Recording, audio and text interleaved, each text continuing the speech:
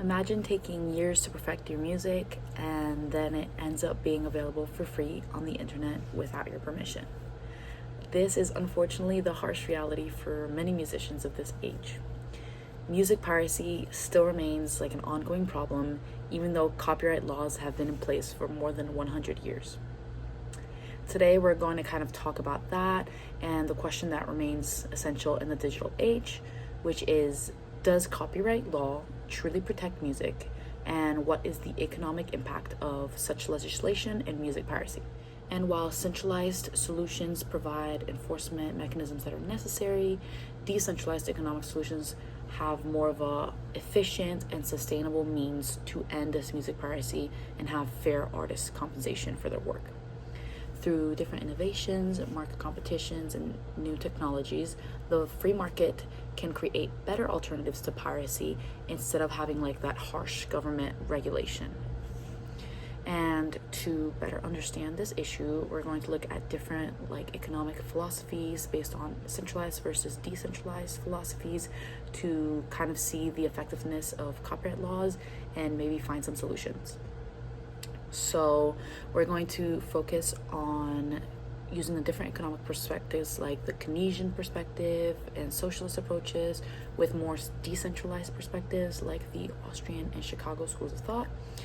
And of course, I'll be sharing my thoughts on kind of which system like I think has the most effective solution to protecting music and supporting artists in their work. And to start, we're just going to do a little bit of background. And the law of copyright essentially was made to protect artists' intellectual property through the inclusion of exclusive rights to creators over their work. This essentially encouraged creativity and rewarded artists for their innovation, like creating new things. However, with the current era of like the digital days, music can be easily copied, shared, and downloaded illegally. And different platforms and like pirated streaming sites allow consumers to access this music for free, which can cut into the artist's revenues, which is not good, of course. And there are different companies like Spotify and Apple Music that have helped with this and have worked to minimize piracy by offering very cheap subscriptions.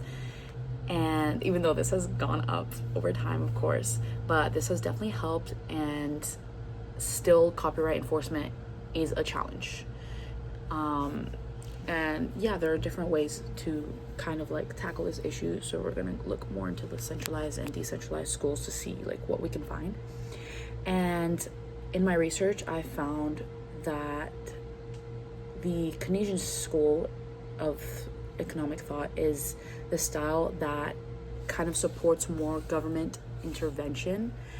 And in this case of music copyright, this would mean having more tight, like rigid laws and regulation by the government, and the governments would be able to pass more like bigger penalties against piracy and conduct investigations into criminal piracy websites. And this would help to support music artists financially through maybe some subsidies or some grants. And for example, the US Copyright Office would have a big part in this due to being able to regulate copyright laws and intellectual property rights. And in addition, the Keynesians argue that government investments into the arts kind of ensure more of a reasonable payment to the artists, and tax-funded programs of assistance to these artists by having more of a direct transfer of money, like some money incentives, is just a good way of showing that Keynesian thought of government intervention. And then from a socialist point of view, music is kind of seen as something good for the culture and something that needs to be available for everyone. So in this style of thought, the state would essentially pay artists directly, and they would reward them for their work while allowing them more public access to work for free. And an example of this is having some state-owned music libraries and websites that have legal and free music to use. And this is like based more on kind of distributing the music more equally instead of having the maximum amount of profits. But in doing this kind of like lowers the motivation for new music and for like innovation and competition, as it's not focused on the profit. So it's less on the reward of the few and more on the reward of the many.